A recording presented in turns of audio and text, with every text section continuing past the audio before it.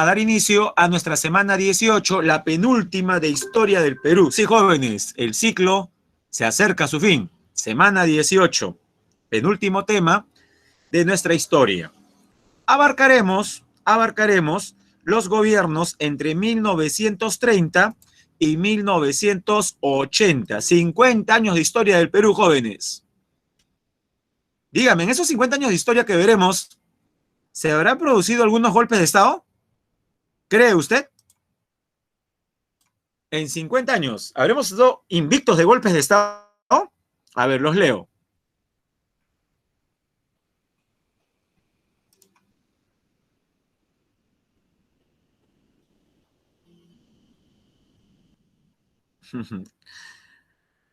Ahí dice, profesor, por lo menos 3 golpes. Claro, tiene razón. Y más creo que se queda corto. Vamos a hacer el conteo de golpes de Estado. Es más, un golpe de Estado no permitió la llegada al poder de Víctor Raúl Haya de la Torre. No sé si usted, en el contexto posterior de la segunda vuelta, mire, ya ha pasado más de un mes de la segunda vuelta y hasta ahora no tenemos proclamación de resultados oficiales por parte del Jurado Nacional de Elecciones. Pero si usted ha seguido los diferentes noticieros, los programas políticos sobre el tema, los serios y no tan serios, debe haber escuchado a los panelistas, a los politólogos, excongresistas, políticos en general, mencionar eventos de la historia del Perú similares a los que estamos actualmente viviendo. Y no sé si alguna vez en algún debate radial o televisivo, usted llegó a escuchar acerca de lo sucedido en 1962.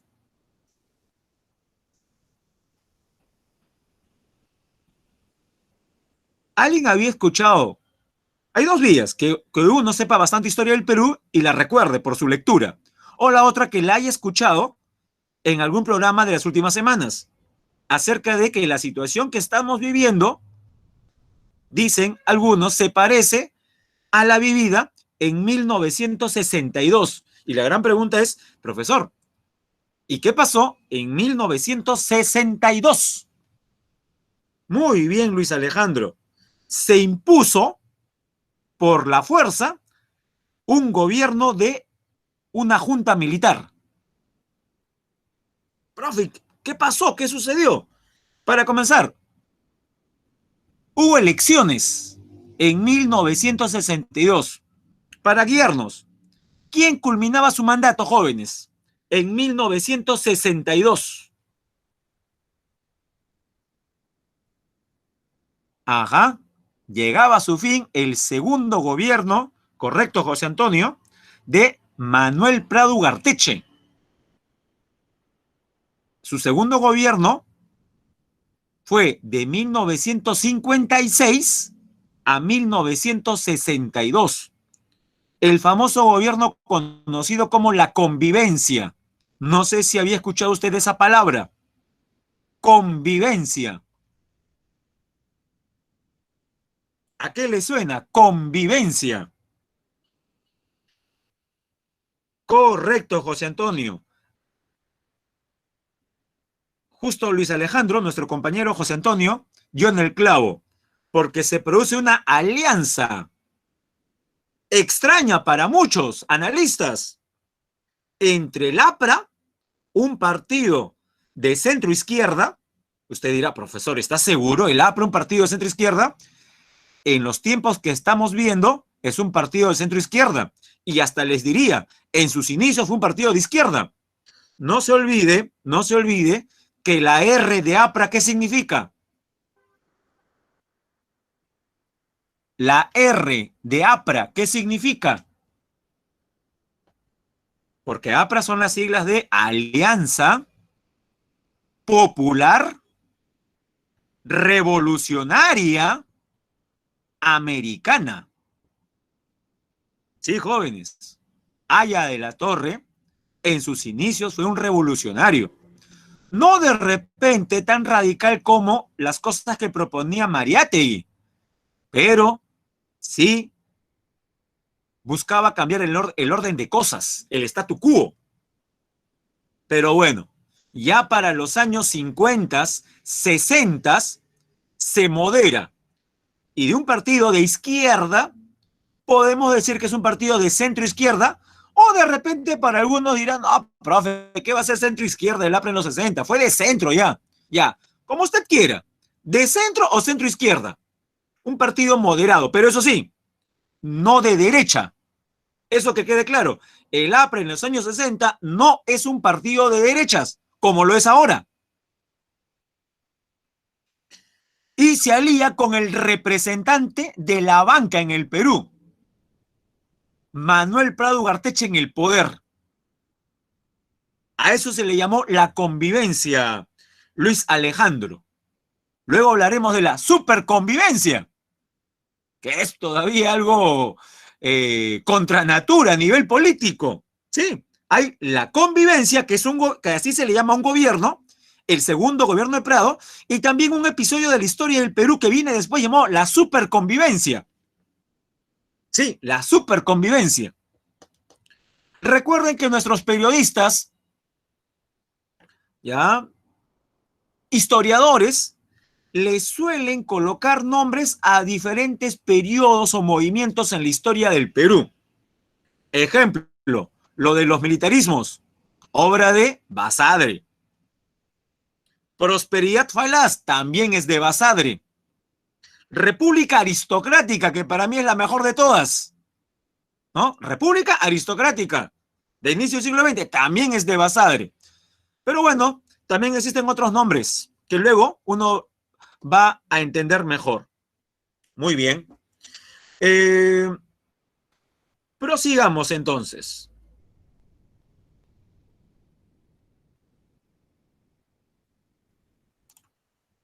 Historia entonces. Veremos los gobiernos desde el tercer militarismo hasta el fin del gobierno de las Fuerzas Armadas. ¿Qué es el tercer militarismo? Bueno, sobre militarismo usted ya sabe a qué se refiere. Son los periodos donde los caudillos militares van a estar en el poder, haciendo a un lado a los civiles. Primer militarismo después de la independencia. Segundo militarismo después de la guerra contra Chile. Iglesias, Cáceres, Morales Bermúdez. El tercer militarismo ocurre después de la caída ¿de qué gobierno?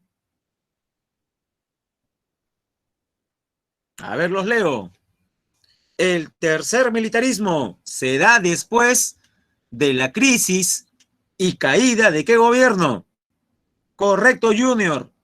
De Leguía y sus 11 años en el poder. Otro dato importante. ¿Qué evento internacional de carácter económico financiero precipita la caída de Leguía?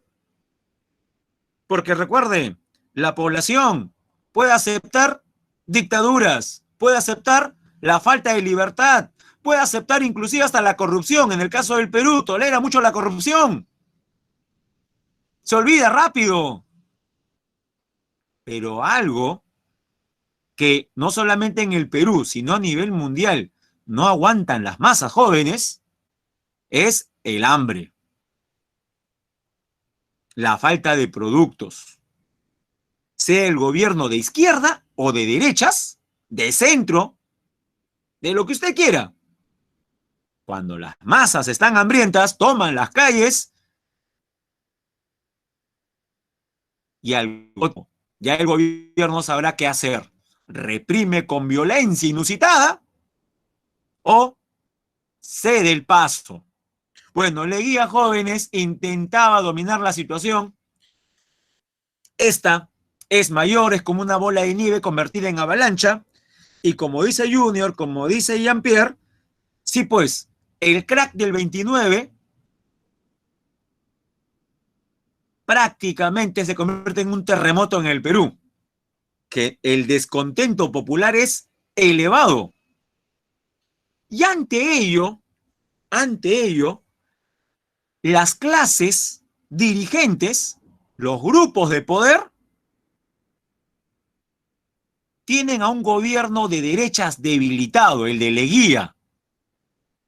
Y el temor es que como ya hay partidos de masas como el APRA y el Partido Socialista y las ideas de izquierda cada vez son tomadas más en cuenta en sindicatos, el temor es que se produzca una revolución. Sí, jóvenes.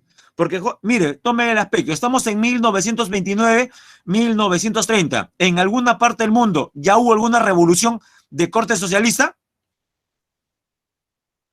Imagine que usted es un viajero del tiempo. Si está en 1929, 1930, pregunto yo, mirando hacia atrás, ¿ha habido alguna revolución obrera?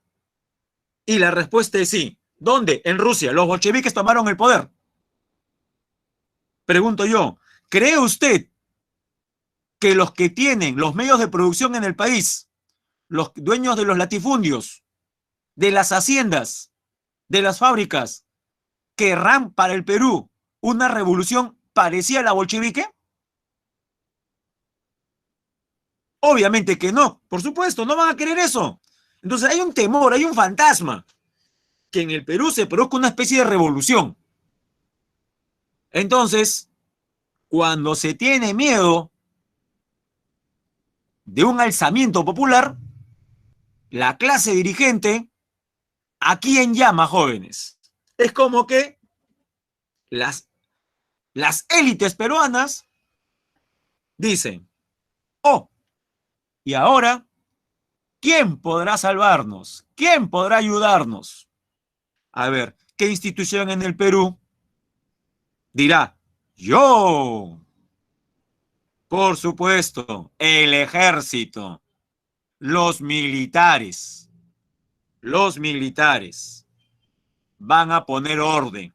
Ahora yo le pregunto, esta tendencia por parte de muchos peruanos de invocar a las Fuerzas Armadas a poner orden, ¿subsiste? ¿La ha escuchado en estos tiempos? O sea, jóvenes, no hemos aprendido nada. Sí, no hemos aprendido nada. Historia del Perú prácticamente para muchos está por las puras. O no leen, pues. Cometemos los mismos errores. Invocar a las Fuerzas Armadas. Pero bueno, ese es otro asunto ya. Como ya entendió más o menos cuál es el contexto de la caída del gobierno de Leguía, ahora sí pasamos a explicar con la diapositiva en qué consistió el tercer militarismo. Esto es sencillo ahora, pues. Veamos. Se inició con el golpe de Estado liderado por el general Luis Miguel Sánchez Cerro. Sí, jóvenes, Luis Miguel. Tuvimos nuestro Luis Miguel. ¿A quién? Al onceño de Leguía. Realiza un golpe de Estado, pero claro, al siguiente año, para retomar supuestamente el canal democrático, convoca elecciones. Ya se imagina qué tipo de elecciones, pues, ¿no? Elecciones donde participa el militar que hizo el golpe de Estado. ¿Quién ganó? Oh, sorpresa, Sánchez Cerro. ¿A quién venció? A Haya de la Torre.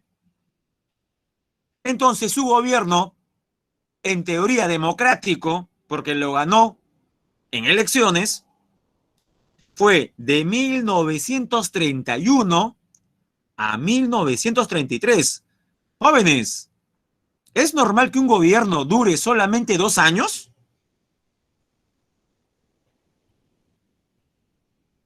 No es normal. Claro. ¿Qué cree usted que es lo que pasó? Claro, uno diría automáticamente, profesor, golpe de Estado seguramente, pero sería un golpe de Estado a otro militar. No fue un golpe de Estado, que es lo primero que uno pensaría. Correcto.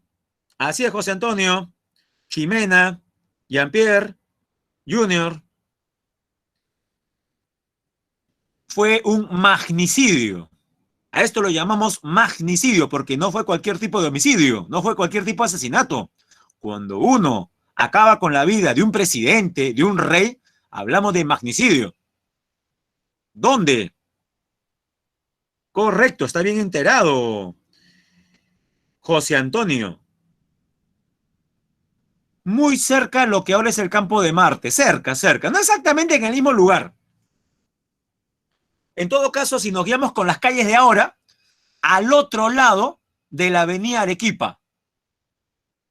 Sí, se tiene la avenida Arequipa, ¿no? Y su más alejada avenida paralela, Salaberry, más o menos, y por ahí está el campo de Marte, muy conocido. Ya, al otro lado, como yendo a la vía expresa, hay una zona llamada Santa Beatriz. ¿Se ubica? Hay 2 canales de televisión. ¿Qué digo? 3 canales de televisión por ahí. El canal 7, el canal 4 y Panamericana Televisión, canal 5 que nadie ve. Ya, esa es Santa Beatriz. Entre la Arequipa y el Sanjón. Creo que todos nos ubicamos, ¿sí o no? Ya, por último diga que sí, ya, para no pasar vergüenza de que no conoce Lima. Ya, conoce, ¿sí o no? Ya esa es Santa Beatriz. En esa zona, hace más de, no salen, dicen, ya. En esa zona, hace más de 80 años había un hipódromo, el famoso histórico hipódromo de Santa Beatriz. Y uno dirá, profesor, no me diga que Sánchez Cerro estaba jugando el burrito, apostando un caballo. No. En las instalaciones de un hipódromo, Sánchez Cerro se disponía a pasar revista a los militares, a los soldados que iban a ser enviados a la frontera con Colombia. ¿Y por qué a la frontera con Colombia? Porque se produjeron escaramuzas. Habían pasado 10 años de la pérdida del trapecio amazónico a Colombia, con Leticia incluida. ¿Y qué había ocurrido? Que los habitantes de Leticia querían reincorporarse al país, pero por el Tratado Salomón Lozano firmado por Leguía, no se podía. Entonces, ante ello, el ejército peruano, y aquí me pareció muy bien la medida, manda militares a la zona. Bueno, en esa actividad de pasar revista a las tropas, un Sánchez Cerro muy confiado, ¿sí? Muy confiado, es asesinado por un fanático aprista, un joven de más o menos su edad, que sabía que también iba a la muerte, una especie de kamikaze, porque sabía que iba a morir. Era difícil escapar, pero cumplió su cometido. Le quitó la vida a Sánchez Cerro. En venganza, en venganza por los sucesos ocurridos meses atrás. Pregunto, ¿y qué ocurrió en 1932? Ah, la muerte de Sánchez Cerro fue en el 33, un año antes que se produjo en Trujillo, la ciudad más aprista del Perú, todavía. Si gustan, pueden googlear rápidamente. A ver, los que están con el Google a la mano. Barbarie del 32, escriban. Barbarie del 32.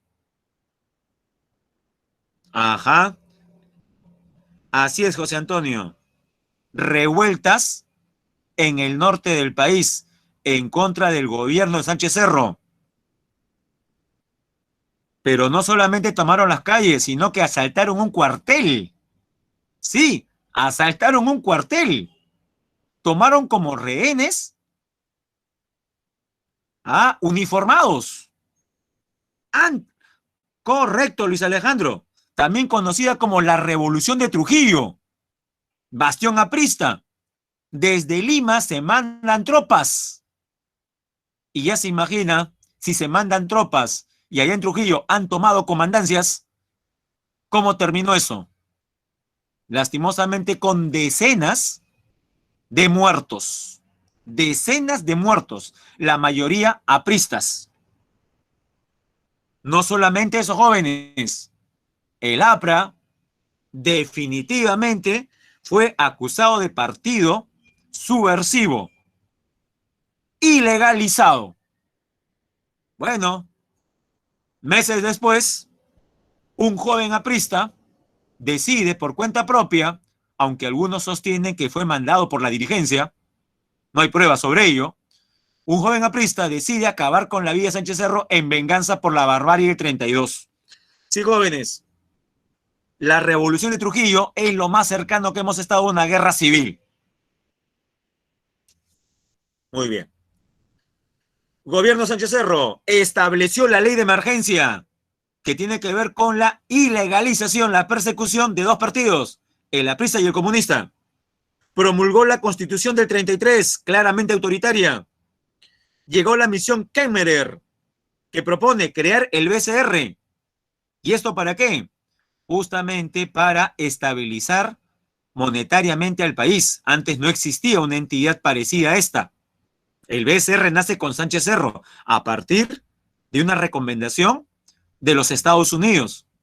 Una misión estadounidense viene aquí, hace un estudio del país y recomienda la creación de un BCR, de un Banco Central de Reserva.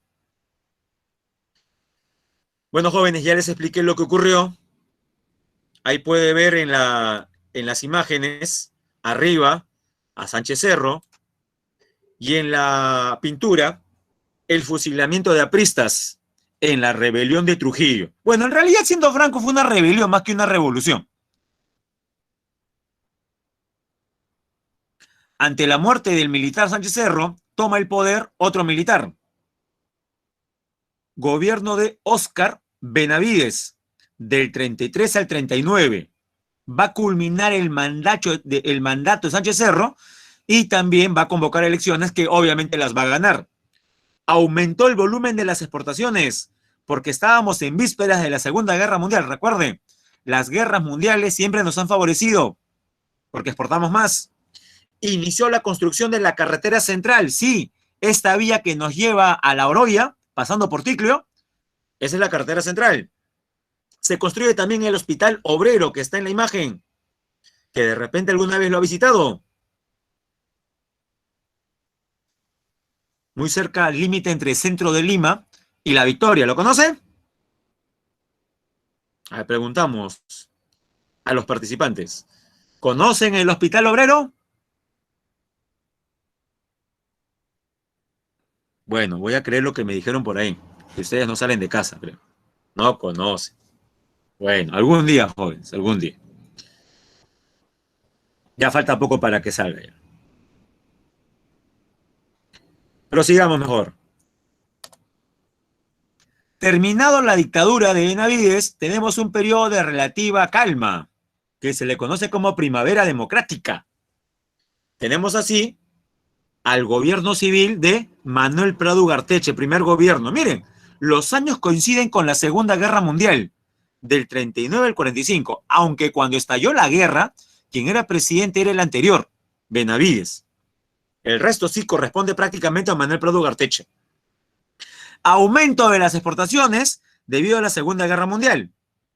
Creación de corporaciones de desarrollo, las famosas CORDES. Estalló la guerra contra Ecuador de 1941. Jóvenes, ¿en cuál de nuestros billetes aparece el héroe máximo de la Fuerza Aérea del Perú? Se inmoló en esta guerra.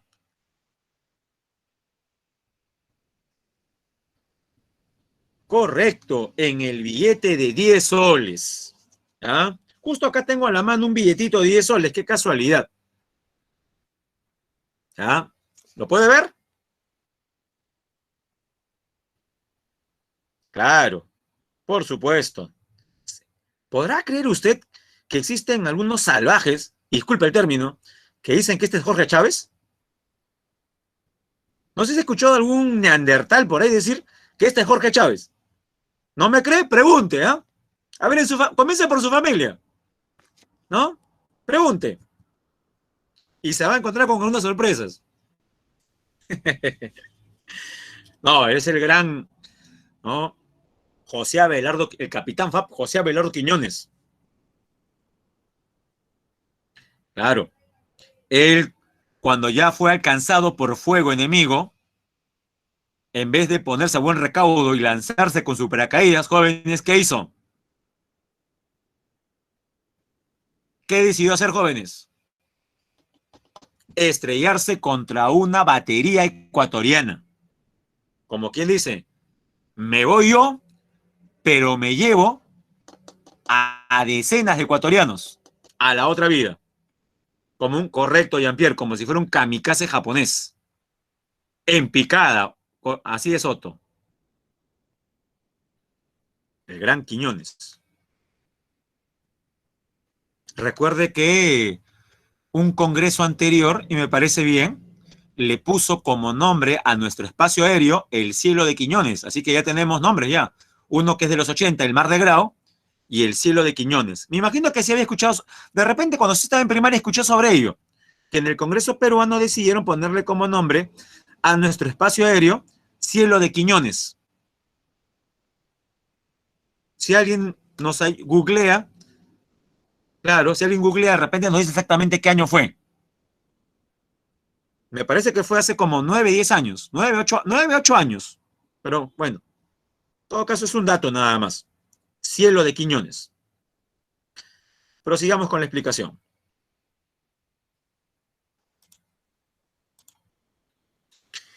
Y al año siguiente, en el 42, se firmó el Protocolo de Paz, Amistad y Límites de Río de Janeiro con Ecuador. Le sucede el gobierno de José Luis Bustamante y Rivero, que como se percata, en la cronología, no fue culminado, debió terminar en el 51. En esos tiempos la Constitución permitía mandatos de 6 años, pero no. ¿Qué cree que fue lo que ocurrió en el 48? ¿Qué pasó con José Luis Bustamante y Rivero? ¿Fue qué? Ya les adelanto, no fue asesinado.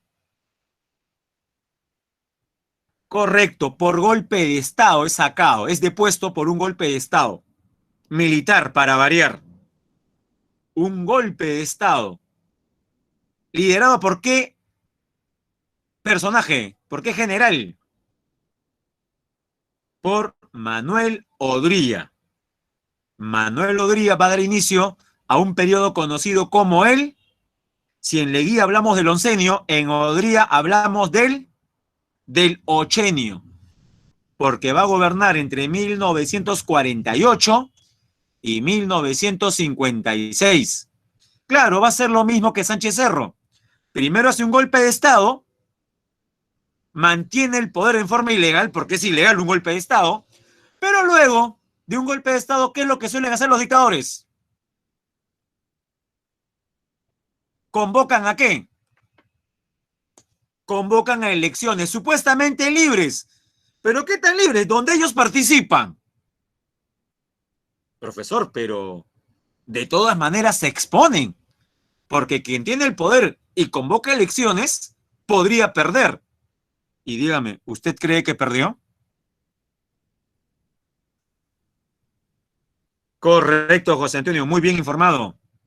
¿Cómo va a perder si fue el único que finalmente su candidatura no fue tachada por el Tribunal Electoral? En esos tiempos todavía no se llamaba Jurado Nacional de Elecciones. Único participante, jóvenes. Profesor, de repente el resto no quería participar, pues.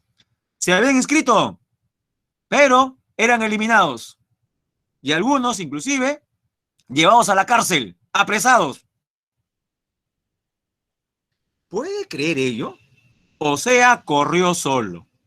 Es como que usted postula, es más, no es como que usted postule, usted está postulando. Hay 8 vacantes. Y usted es el único postulante a ese canal. Pregunto yo, ¿qué tendría que ocurrir? Si hay 8 vacantes y usted es el único postulante. Bueno, tendría que ingresar, se supone, ¿no? Bueno, jóvenes, corrió solo y ganó, pues. Eso pasó en 1950. Hay un país, jóvenes, donde parece que va a ocurrir algo muy similar. No sé si usted sabe lo que está pasando en Nicaragua con el dictador Ortega. Bueno, también lo invito a que googlee. Ponga, creo que su nombre es Manuel Ortega, y candidato que se presenta, candidato que es apresado. Ya, con eso podemos establecer un símil. Y miren las diferencias, ¿ah? Odría finalmente fue una dictadura de derechas, y lo que usted tiene en Nicaragua es una dictadura de izquierdas. Jóvenes, hay que siempre estar en contra de cualquier tipo de dictadura. Porque qué bonito es, ¿no? Como yo soy de derecha, critico el autoritarismo, la dictadura de izquierda, pero me quedo callado cuando la derecha comete abusos. Y viceversa. Y viceversa, jóvenes, ¿no? Aquí debe primar siempre el respeto a las libertades. ¿Ah? Hay que tener mucho cuidado con eso. Ese es, por ejemplo, un problema de las izquierdas en el Perú. Que tienen miedo de decir que en Cuba hay una dictadura, por ejemplo. ¿No? O mira a otro lado. O no me preguntes eso. En la campaña lo ha visto, inclusive. ¿No? Tan fácil que es deslindar de Venezuela o de Cuba o de Nicaragua. En Venezuela, en Nicaragua y en Cuba, jóvenes, hay que decirlo con todas sus letras, hay dictaduras. Por tanto, cuando existen protestas como las que estamos observando, ya al menos desde afuera nos queda dar apoyo moral. Bueno, Luis Alejandro nos pregunta, profesor, ¿y qué diferencia hay entre derecha e izquierda? Bueno, el origen de las palabras tiene que ver, como vimos en una clase de historia universal anterior, con un pasaje de la Revolución Francesa, ¿recuerdan? Ya Francia tenía una constitución a partir de la Asamblea Constituyente. Pero, jóvenes, no todas las normas están en la Constitución. También hay que elaborar leyes. Por tanto, se pasa de una Asamblea Constituyente, está fácil esto, jóvenes, a una Asamblea ¿qué? ¿Cómo llamarle a una Asamblea que tenga como objetivo elaborar leyes? ¿Asamblea qué? Legislativa, correcto. Cuando se convoca en el contexto de la Revolución Francesa a la Asamblea Legislativa, en el espacio físico donde se van a reunir, aparecen los tres grupos. Primer grupo, los que están a favor del rey. Jóvenes, si están a favor de la monarquía, pretenden pocos cambios o grandes cambios. Si están a favor de la monarquía, ¿qué querrán ellos? Pocos o ningún cambio. Algunos inclusive, profe, que todo quede igual.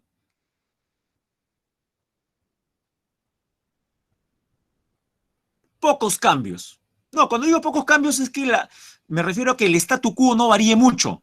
Pero ellos consideran que la situación del rey en el poder está bien y que como el modelo funciona, no hay que hacer cambios. Ya. Estos defensores de la monarquía se sientan a la derecha en el espacio. Llegan después, ¿quiénes? Los rabiosos, los jacobinos, los que pretenden cambios radicales. Por ejemplo, acabar con la monarquía, proclamar una república igualitaria. Esos se sientan a la izquierda. Y al centro van los moderados. De ahí vienen esas terminologías. Izquierda, derecha. Claro, ya durante el siglo XX, el término izquierda absorbe bastante ideologías como el marxismo, el anarquismo, la socialdemocracia, etcétera. Y la derecha es más afín, por ejemplo, al respeto total a la propiedad privada, la libertad de empresa, el libre mercado. No sé si eso ha podido de repente satisfacer la pregunta, no solamente del compañero Luis Alejandro, sino todos que tenían de repente esa duda, ¿ya? Porque lo vamos a emplear bastante, más aún la próxima semana también y las que vienen, ¿no? Cerca de derecha e izquierda. Por si acaso, ser de derecha en sí mismo no es malo, ni tampoco de izquierda, ¿sí? También eso hay que sacarnos también de la mente ese chip, ¿no? O sea, que derechas e izquierdas no puede convivir. Más bien, cuando nosotros establecemos esa línea donde soy yo y nadie más, ocurren eventos donde se manifiesta el fanatismo. Gente marchando por las calles con tablones con clavos, queriendo matar a cualquier persona que no piense como ellos. O agarrar un fusil y en aras, por ejemplo, de un Estado igualitario, matar a todas las personas que supuestamente son enemigos del pueblo. Jóvenes, nosotros ya hemos vivido baños de sangre ¿ya? Durante décadas. O sea, no podemos permitir que la violencia se reinstale en el Perú, venga de donde venga. Hay que acabar con los discursos de odio. Correcto, Kevin, ¿no? Rastrillar machetes, ¿no? Afilar machetes en las pistas. Aunque yo sé que algunos dirán, profesor, pero eran los ronderos y allá en la sierra, los machetes tienen otra simbología. Bueno, allá, aquí en la capital y en una pista, y de la forma como hemos visto, no es lo más apropiado. No es lo más apropiado. Ni tampoco las espadas, ¿no? Mostradas por algunos exmilitares en el óvalo Quiñones. Curiosamente, en el óvalo Quiñones, ¿no? De los dos lados. Sí, las dos cosas se ven horribles. Machetes y espadas. Increíble. Machetes versus espadas. ¿De qué estamos hablando, jóvenes?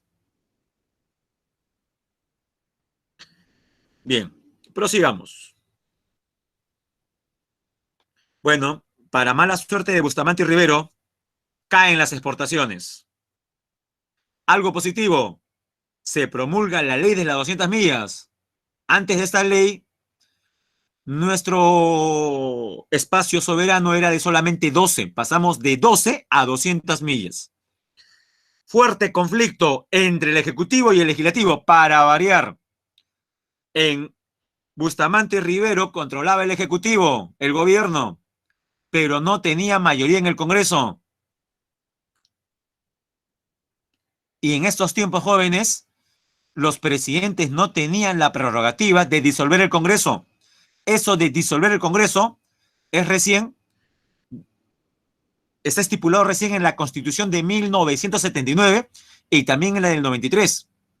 O sea, tiene usted aquí un Bustamante y Rivero desarmado. Imagínese, un Bustamante y Rivero que no cuenta con esta prerrogativa que ahora sí se tiene, de que el presidente puede, ante un Congreso hostil, si este, por ejemplo, censura a dos gabinetes ministeriales, no, en forma consecutiva, usted sabe la historia, jóvenes, ¿qué puede hacer el presidente en el marco de la Constitución? Dígalo, jóvenes, si gusta silabiado, ¿qué puede hacer? Ya yo lo digo, disolver. Repito, disolver. En la historia del Perú han habido dos disoluciones del Congreso. Una ilegal, la de Fujimori en el año 92, el famoso autogolpe, que dio a luz al siguiente año la constitución que actualmente nos gobierna, la del 93, nacida de un golpe de Estado. Y la del 30 de septiembre del 2019, la de Vizcarra al Congreso de mayoría fujimorista, que según el Tribunal Constitucional sí fue legal. Aunque se escuchan todavía voces de que fue un golpe de Estado, ¿no? Bien. Jóvenes, un Bustamante y Rivero debilitado va a ser presa fácil de un golpe de Estado liderado por Odría. Hablemos del dictador Odría. El Ochenio. Su lema: salud, educación y trabajo. Me hace recordar uno de los 90. Honradez, tecnología y trabajo. Sí, jóvenes, hay que grabar siempre los eslóganes, ¿ah? Hay otro, Toledo decía, más trabajo. Humala, la honestidad hace la diferencia. Ahora, jóvenes, sabiendo cómo fueron esos gobiernos, ¿qué nos queda? ¿Reír o llorar? O las dos cosas, no sé usted. El de Humala, la honestidad hace la diferencia. Ah, de García, el cambio responsable. La de Fujimori, ya la dije. Honradez, tecnología y trabajo. O la de Castillo, ¿no? No más pobres en un país rico. Aunque ese es más general, ¿ah? Ese es más general. Sí, los eslóganes son la muerte, joder. Habría que hacer un estudio sobre las frases, tiene razón. Me ha dado pie de repente hacer un pequeño artículo de repente al respecto. ¿Eh? Sí, sí, me ha inspirado. Ya, a hablar sobre las frases de los gobiernos. Ah, otra de Odrí era la siguiente. Hechos y no palabras. No sé si alguna vez has escuchado algo parecido. Hechos y no palabras. Sí, de repente usted hasta la ha empleado en sus relaciones sentimentales. Bueno, se ha copiado de Odría. Sí, se ha copiado de Odría. Hechos y no palabras. Bueno, la exportación de materias primas se eleva por la guerra de Corea. El gobierno fomentó una expansiva política pública. Se construyen hospitales, estadio, el Estadio Nacional, ministerios, colegios, las grandes unidades escolares. Ahí puede ver en la foto de la parte central la sede de lo que fue primero el Ministerio de Educación. Ahora es la sede de oficinas del Estado, con el Ministerio de Justicia, ¿no? Entre otros. Arriba está Odría, el Hospital Rebagliati. Aplicó una política represiva nuevamente contra el APRA y el PSP, el Partido Comunista del Perú. En el 55, la Escuela de Ingenieros, ¿recuerda? Del gobierno de Pardo, de Manuel Pardo, pasa a llamarse oficialmente la UNI. Sí, jóvenes, la UNI adquiere su nombre actual en una dictadura. Pero usted no tiene la culpa de eso, ni la institución, por si acaso. Solamente lo digo, ¿no? Es una casualidad. Unas cosas, como dice, ¿no? Jean-Pierre.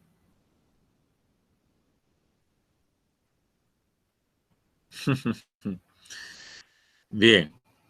Prosigamos con el Ochenio. Decía yo, aplicó una medida autoritaria contra el APRA y el PSP. Sí. Se reconoció el voto femenino. Esta es una buena para elecciones presidenciales. Las mujeres no votaban para presidenciales. Va aumentando la migración a las ciudades. Aparecen las barriadas. Crecimiento del comercio urbano informal. Los ambulantes.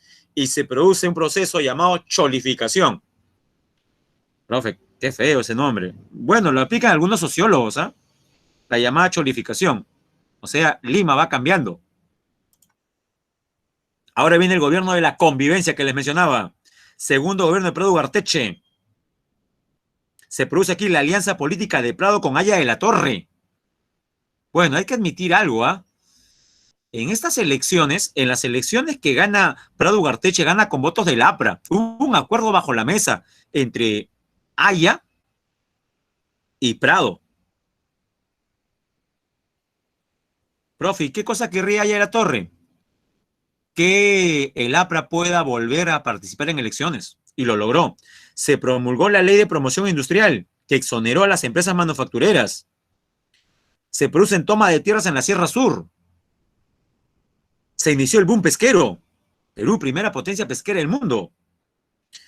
Jóvenes, en las elecciones del 62 gana Haya de la Torre.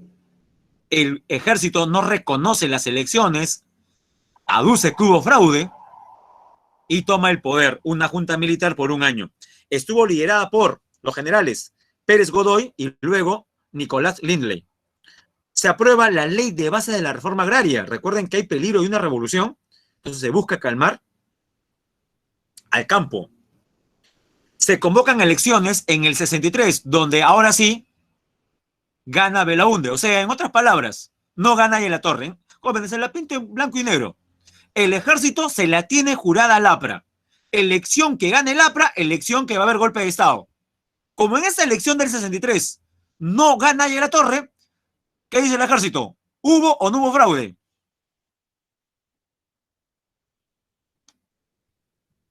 No hubo fraude. Ah, ya, tenemos una pregunta de Luis Alejandro. Profesor, ¿a qué se refiere como cholificación? Bueno, se refiere que especialmente en la capital del Perú, Lima, eh, a ver, ¿cómo podemos decirlo sin afectar la sensibilidad de nadie aquí? A mí me gustaría decirlo de manera, como aparece en las revistas de sociología el problema, pero hay gente que no lo puede tomar muy bien. Digamos que la Lima, hasta 1930, 1940, es una Lima donde claramente se nota todavía una ascendencia española en la mayor parte de la población. A ver, algo así como de orina. Con el aumento de las migraciones a la capital, obviamente estos migrantes no van a vivir en las zonas residenciales. No tienen dinero. Van a pasar a conformar las llamadas barriadas. Aparece, nace San Martín de Porres, el RIMAC, inicio de San Juan del Lurigancho por Caja de Agua, cerca Hacho, Piedra Lisa. La gente comienza a vivir en los cerros. Primero llega la población y luego llega la energía eléctrica, el agua potable, la alcantarilla. O sea, al revés que en otras partes del mundo, donde primero se construyen las ciudades, las calles, los parques, y luego va la gente, como en China actualmente. Y otro aspecto que no podemos ignorar, pregunto yo, ¿y cuál es la característica étnica de la población que está habitando en estas llamadas barriadas? ¿Es igual a la Lima de antaño? No. Una Lima de cara cusqueña, de cara puneña, huancaína. Estos van a ser los futuros empresarios de Gamarra, ya en estos tiempos, pero aquí están sus inicios, ¿no? Sus raíces, jóvenes. No sé si la explicación se ha entendido, sin haber afectado la sensibilidad de nadie. Creo que sí, ¿no? Bueno, ya está.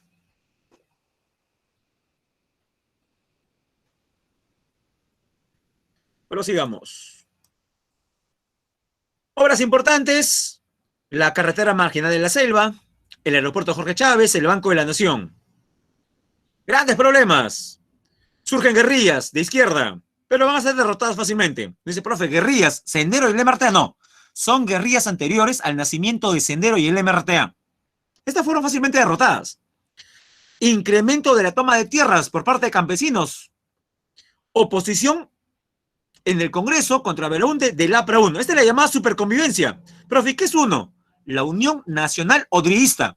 Sí, jóvenes. Haya de la Torre, el APRA, se une con uno que fue su perseguidor, Odriga. En el Congreso, el partido de Odriga se une con el partido aprista peruano. A eso le llaman muchos la superconvivencia. O sea, la superconvivencia no fue un gobierno, sino fue una alianza en el Congreso contra el gobierno de Belaunde.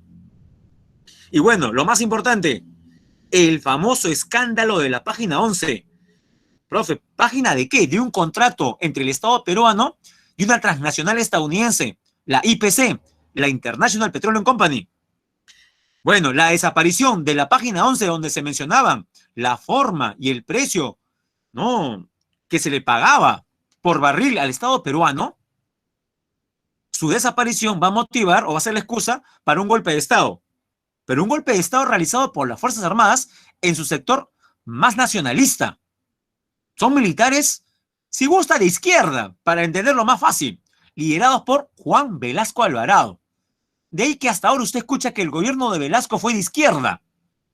Lo más correcto es decir que fue nacionalista, con algunos tintes izquierdosos o medio socialistoides. Docenio de las Fuerzas Armadas, primero 7 años de Velasco y luego 5 años de Morales Bermúdez. El plan de gobierno de Velasco se llamó el Plan Inca. Ahí puede ver, mire, otro lema de la época: campesino, el patrón ya no comerá más de tu pobreza. Se estatiza la IPC. Luego comienza a estatizar otras empresas como los ferrocarriles. Se realiza la reforma agraria. O sea, se expropian grandes propiedades de terreno a los latifundistas y hacendados de la costa y la sierra para entregárselos a los campesinos. Se crea Petroperú, se crea Aeroperú. Petroperú todavía existe, empresa mixta. Aeroperú, nada que ver. Crisis. La caída de las exportaciones debido a la crisis del petróleo y la reducción del precio de cobre va a acelerar la caída. También la enfermedad que estaba padeciendo Velasco Alvarado, con decirles pues que la gangrena había avanzado tanto que ya le habían cercenado una pierna. Ya no podía gobernar, estaba muy debilitado. Y esto fue aprovechado por el sector más conservador de las Fuerzas Armadas, liderados por Morales Bermúdez, Francisco Morales Bermúdez. Toman el poder. Plan de gobierno Tupac Amaru. ¿Qué es lo que va a buscar el gobierno de Morales Bermúdez? A ver, vamos a establecer el término. De tratar de desmontar lo que había hecho Velasco Alvarado. ¿Ya? No lo pudo terminar porque se produjo un paro nacional en el año 77. No le queda otra al dictador Morales Bermúdez permitir el año 78 para que elabore una constitución y dio a luz la constitución del 79, la penúltima constitución. Se reconoció en esta constitución el voto de los analfabetos, se estableció la segunda vuelta electoral, no había. Se reconoció la ciudadanía ya no a los 21 años, sino a partir de los 18. Bien, jóvenes, vamos a dejar de presentar. Y ahora rápidamente, jóvenes, abuelo de pájaro, las claves de esta semana para no deber, ¿ya? Al toque nomás, un minuto. Las claves de esta semana. Si no, nos vamos a atrasar. Ya. De la semana 18. Aquí van. Ya. Pregunta 1. ¿Qué contemplaba la Constitución del 33, la de Sánchez Cerro? 1 y 2. Reconoció el derecho a sufragio femenino, pero en elecciones municipales, ya, presidenciales con Odría, y desconoció la legalidad de los partidos políticos de supuesta organización internacional como el APRA y el PCP. 1 y 2. 1, la B. Sigamos. 2. Ordene cronológicamente. La clave es la letra C. 2, casa. 3. La pretensión de Ecuador de tener Tumbes, Jaime y Maynas conllevó un conflicto armado en el 41. Dicho conflicto concluyó con el Protocolo de Paz, Amistad y Límites de Río de Janeiro del 42. 3. La E. 4. Dado los siguientes enunciados, ¿cuáles corresponden a Odría? 1. Creación del CAEM, el Centro de Altos Estudios Militares. Y la 3. Reconocimiento del voto de la mujer en elecciones presidenciales. Profe, la 2. La 2 es de Sánchez Cerro. 4. La C. 5. Durante el gobierno de José Luis Bustamante Rivero se suscitaron conflictos políticos entre los dos poderes, lo cual tuvo como desenlace el golpe de Estado de Odría. 5. La D. 6. Los movimientos guerrilleros en la década del 60, como el MIR y el ELN. MIR, Movimiento de Izquierda Revolucionaria, y ELN, Ejército de Liberación Nacional, estuvieron inspirados en la Revolución Cubana. Sin embargo, fueron derrotados por el gobierno de Fernando Belaúnde. 6. La C. Ya acabamos, jóvenes. 7. El primer gobierno de Belaúnde buscó impulsar la integración espacial del territorio peruano mediante obras de infraestructura tales como la carretera marginal de la selva, que ahora se llama carretera Fernando Belaúnde Terry. 7. La A. 8. Identifique los gobiernos que se caracterizaron por su autoritarismo. La 1, el de Odría, y la 3, el de Velasco Alvarado. Gobiernos militares, gobiernos autoritarios, gobiernos nacidos de golpe de Estado.